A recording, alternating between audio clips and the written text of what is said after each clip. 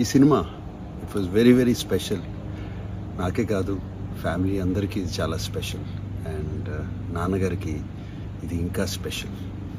ఎలా అయినా సరే ఈ మూవీని ఒక క్లాసిక్ సినిమా చేయాలి, క్లాసిక్ సినిమాగా తీయాలి, హిట్ సినిమా తీయాలి. నాన్నగారి ఆఖరి ఫిలిం అందరూ ఫ్యామిలీ అందరూ కలిసి ఒక టీం వర్క్ లాగా చేసి, and especially thank you Vikram and thank you PS Vinod, thank you Anoop, thank you the whole team of మనం.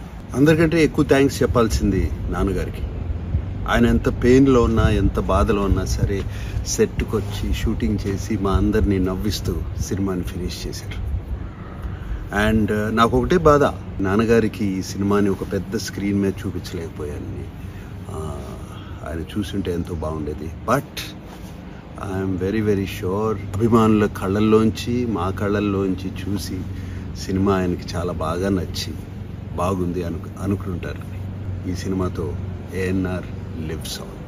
ఈ మే 23న మళ్ళీ మా మనంని మీ కళ్ళ ముందుకు తీసుకొస్తున్నందుకు చాలా సంతోషంగా ఉంది. మీరందరూ